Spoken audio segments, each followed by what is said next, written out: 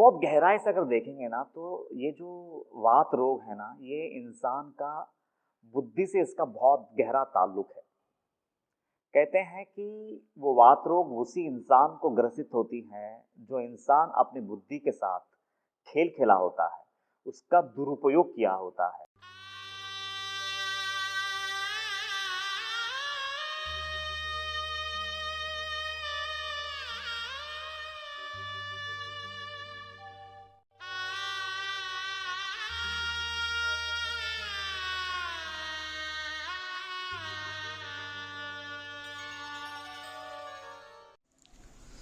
ओम साई राम।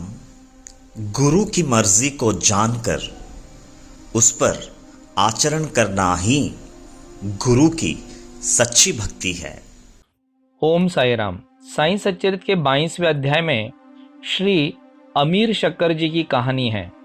बांद्रा के निवासी श्री अमीर शक्कर जी का दलाली का धंधा था, जिसके चलते वे अच्छे खासे अमीर थे। लेकिन संधिवात यानी जोड़ों का दर्द, इस बीमारी से वे बड़े परेशान थे। उन्होंने काफी इलाज करवाया लेकिन कोई फायदा ना हुआ। तो आखिरकार वे साईं बाबा की शरण में आ गए और अपनी व्यथा बाबा को बताई।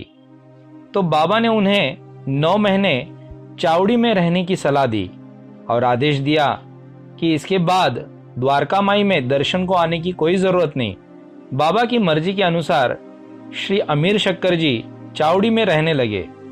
लेकिन चावड़ी की हालत इतनी बुरी थी कि कोई हट्टा कट्टा इंसान भी वहां एक दिन न रह पाए। और अमीर जी तो जोड़ों के दर्द से परेशान थे। ऐसी हालत में उन्हें भी वहां रहना मुमकिन नहीं था।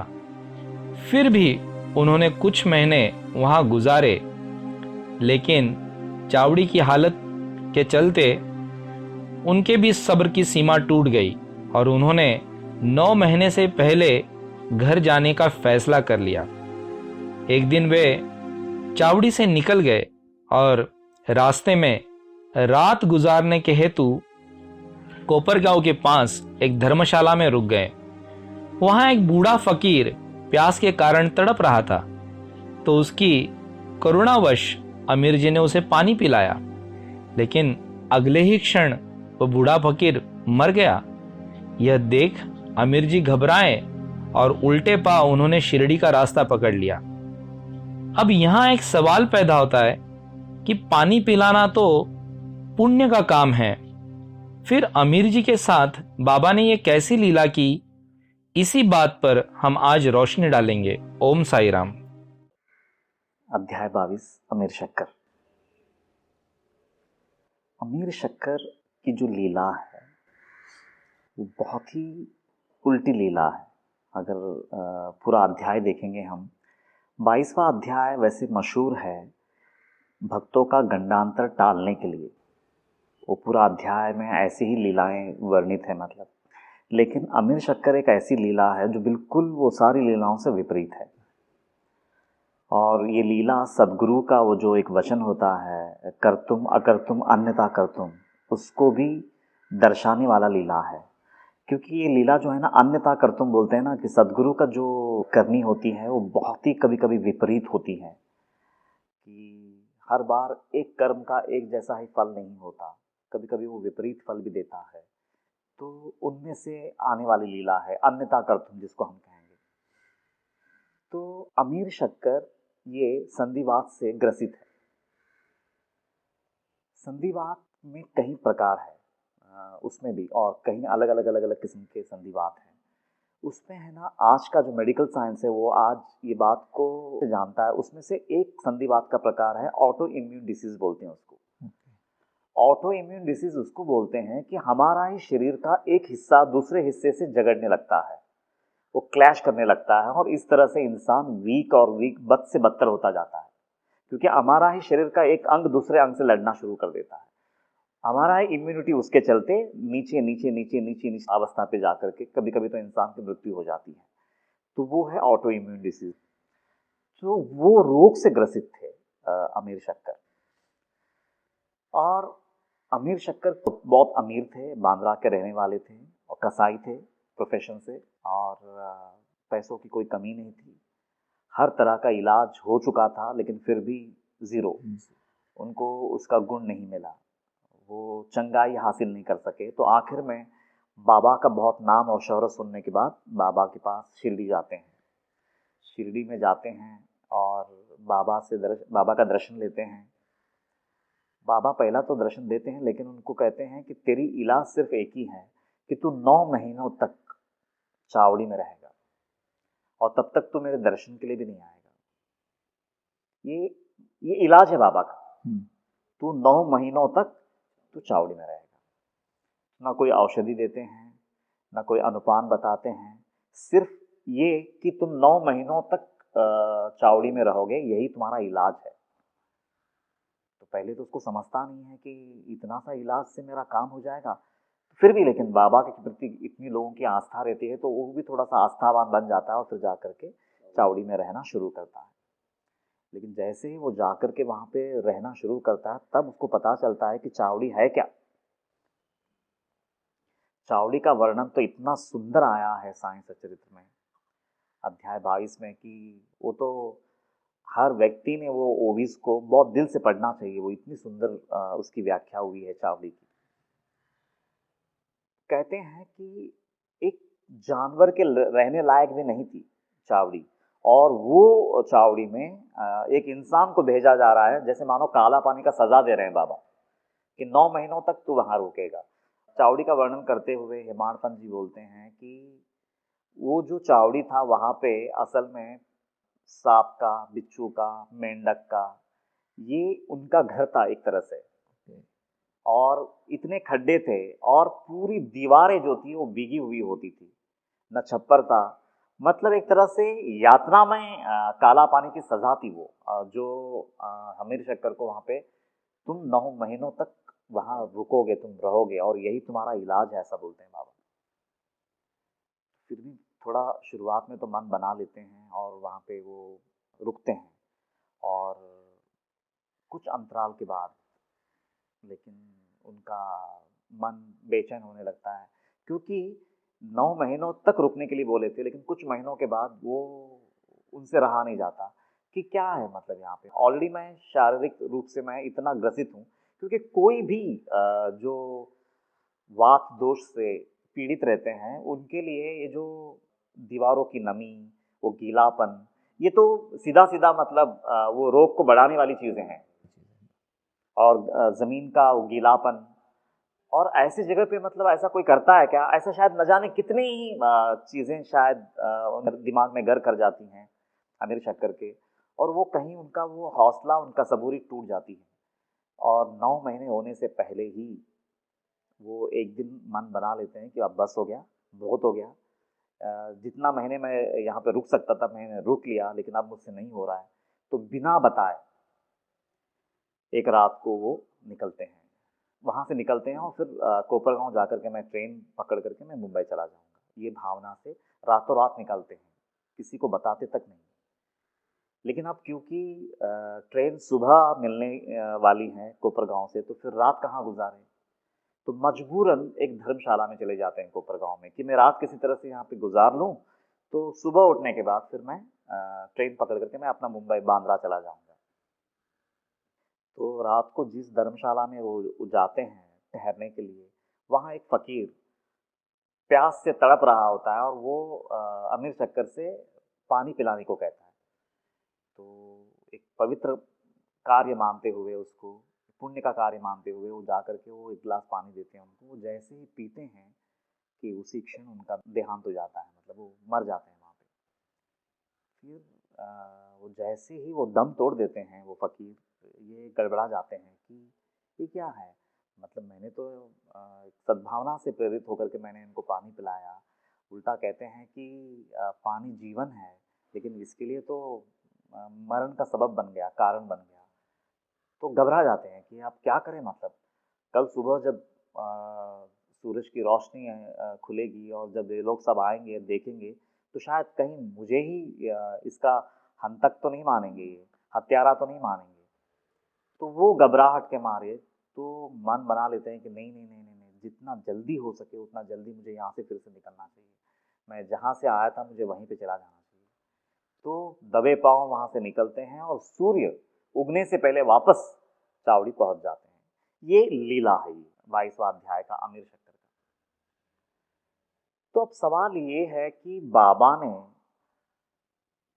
वो उतनी जो बिल्कुल उनके रोग के विपरीत अवस्थाएं से भरा हुआ वो चावड़ी में, मतलब वो 9 महीनों तक रुकने के लिए क्यों कहा बाबा ने? बहुत गहराई से अगर देखेंगे ना तो ये जो वात रोग है ना, ये इंसान का बुद्धि से इसका बहुत गहरा ताल्लुक है। कहते हैं कि वो वात रोग उसी इंसान को ग्रसित होती है जो इंसान अपनी बुद्धि के साथ खेल खेला होता है, उसका दुरुपयोग किया होता है। बुद्धि असल में मालिक ने एक जानवरों को नहीं दिया है, सिर्फ इंसानों को दिया है, ताकि उसका सदुपयोग करके वो नए आयामों को छू सके। वो अपने मतलब इस शरीर के परे जो हमारी ऊंची अवस्थाएं होती हैं उसको वो छू सके, इसलिए वो बुद्धि को दिया गया है। बुद्धि का सद्बुद्धि कर करके वो आत्मा और परमात्मा तक पहुंचने के लिए वो बुद्धि हमें मालिक ने दी है। लेकिन अगर समझो वही बुद्धि का दुरुपयोग होने लगे, सिर्फ हम अपने मतलब के लिए, मतलब बुद्धि का खेल खेल करके लोगों के जीवन के साथ अगर हम खेलने लगे, तो फिर ऐसे इंसानों के जीवन में दस्तक देती है ये वात रोग, ऐसा कहा गया है। इसीलिए उसको ऑटो इम्यून डिसीज कहा है, क्योंकि जिस संसार के साथ तुम अपनी बुद्धि के बल पे खेलते रहे, तुम ये भूल चुके थे कि वो संसार हकीकत में तुम्हारा ही समष्टि का हिस्सा है। तो उनके साथ जो तुमने गलत किया, अब वो तुम्हारे वेष्टि पे आ गई है, तो तुम्हारा ही शरीर का एक अंग अब दूसरे अंग से लड़ रही है, और जिसके चलते आज तुम इतने घुटनों के मतलब वात रोग से तुम पीड़ित हो। और जब तक तुम स्वयं इतने विपरीत परिस्थितियों में 9 महीने नहीं निकालोगे, जैसे कि एक बच्चा गर्भ में मतलब तड़पता है कि वो माँ का खाया हुआ, वो खारा कट्टा नमकीन हर चीज वो बच्चा झेलता है 9 महीनों तक, ऐसा कहा गया है। तो उस तरह से तुम भी ये विपरीत परिस्थितियों में, डेफिनेटली तुम्हारे रोग के बिल्कुल विपरीत ही है जो माहौल है चावड़ी में, उसकी जो नमी है, उसका जो ठंडक है, ये तुमको मतलब कई तरह का मतलब तकलीफें देगा, लेकिन बावजूद उसके तुम्हें यहाँ पे 9 महीने निकालना है, क्योंकि तुम्हारे कर्म वैसे हैं। तुमने जो बुद्धि का दुरुपयोग किया है उसके चलते आज तुमको यहाँ पे 9 महीने निकालने हैं। तो बाबा अगर किसी को कुछ अनुशासन देते थे, अगर किसी को कुछ बोलते थे, तो उसके पीछे बहुत गहराई होती थी, बेवजह तो नहीं बोलेंगे नहीं। तो उनका कर्म ही वैसा था, और वो धंधे से भी काटिक थे। अभी समझो काटिक है, कसाई है, काम ही है मेरा कि बकरों को काटना, लेकिन अगर सिर्फ मैं उसको रोजी के तौर पे ही अगर बकरा काटता रहा, लेकिन मेरे मन में उन बकरों के प्रति थोड़ी भी करुणा न जागी कि ये भी एक जीव ही है, इनको भी उतनी ही पीड़ा होती होगी, अगर उसका अगर हल्का सा भी मतलब मेरे मन में अगर वो भावनाएं अगर उमड़ी ना होगी, तो फिर मैं इंसान कहलाने लायक नहीं हूं। तो ना ये कहानी के ना बहुत से डायमेंशंस हैं। तो उसके चलते आज बाबा वो बंदे से उतनी कीमत वसूल रहे हैं, एक तरह से देखा गया तो, कि नहीं 9 महीने तुम यही रहोगे और यही तुम्हारा इलाज है। लेकिन वो बेचारा कुछ महीनों तो श्रद्धा दिखाता है, लेकिन जिस दिन उसकी श्रद्धा जवाब दे देती है तो वो निकलता है। और फिर वो अभी जैसे कि तुमने सवाल पूछा कि वो फकीर को पानी पिलाना तो पुण्य कर्म है, और लेकिन वो इतना विपरीत कैसे हुआ, अब मेन वो सवाल है। तो उसका अगर तुम जवाब अगर गहराई से अगर तुम समझना चाहो, तो बाबा वहां पे सिर्फ इतना ही बोलना चाहते हैं कि अगर गुरु का आज्ञा का उल्लंघन करके तुम संसार में कहीं भी जाओ और कितना भी नेक काम करो, लेकिन उसका परिणाम भयानक ही होगा। तो ये एक सबसे बड़ी सीख दे रहे हैं ये लीला के माध्यम से, कि गुरु की आज्ञा का अवज्ञा करके, उल्लंघन करके संसार में मैं कहीं भी जाऊं, संसार का मैं कितना भी नेक काम करूं, तो उसका परिणाम उल्टा ही आए। लेकिन अगर वही गुरु का आज्ञा मानते हुए जघन्य से जघन्य अपराध भी अगर वो मुझे करने के लिए कहे, जैसे कि सेम इसके बिल्कुल विपरीत अगर लीला में, तो अगला अध्याय जो आता है 23वां अध्याय में बकरा काटने के लिए कह रहे हैं, काका साहब दीक्षित का जो लीला है, वहां पे इतना जघन्य अपराध करने के लिए बोल रहे हैं, लेकिन फिर भी उससे बढ़कर कोई पुण्य का काम नहीं, क्योंकि गुरु की आज्ञा है। और गुरु की आज्ञा का उल्लंघन करके अगर तुम किसी को प्राणदान भी देने जाओगे ना तो मृत्यु का सबब बन जाएगा। तो गुरु की आज्ञा का इंपॉर्टेंस क्या है वो बताने का ये एक सबसे बेहतरीन तरीका है ये लीला। और 9 महीनों तक उतना भयानक चावड़ी में उस अवस्था में अगर रहने के लिए बाबा उनको बोल रहे हैं तो उसके पीछे की वजह भी उतनी ही गहरी है, क्योंकि कर्म उसके पीछे वैसा है तो इलाज भी उतना गंभीर है। और यहाँ पर इतना पावन कार्य कर करके भी मतलब इतना बड़ा संकट को मानो अपने सर पे ले लिया, तो उसका कारण सिर्फ इतना ही है कि गुरु का आज्ञा का उल्लंघन। इसके ऊपर है ना कबीर जी का एक दोहा है, वो अगर मैं ना लूँ तो ये पूरा नहीं होगा, तो मैं जरा वो दोहा ले लेता हूँ। ओम साई राम। गुरु आज्ञा उल्लंघ के जो शिष्य कही जाए, जहां जाए वहां काल है, कहे कबीर समझाए।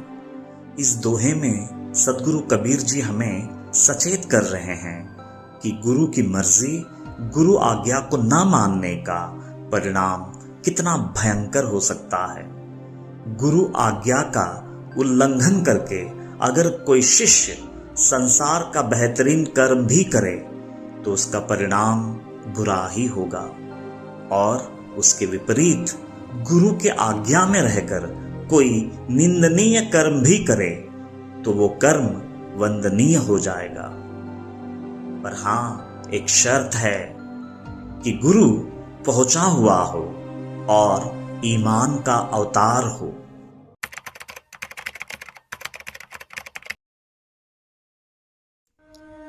मनोहारिणी शापताप निवारिणी, अज्ञान नाशिनी मोक्षदायिनी, परम कल्याणकारिणी, सच्चित आनंद प्रदायिनी, अनंत कोटि साई नाथों की जननी, साक्षात साई स्वरूपिणी, ग्रंथराज श्री साई सच्चरित दिव्य ग्रंथ की जय।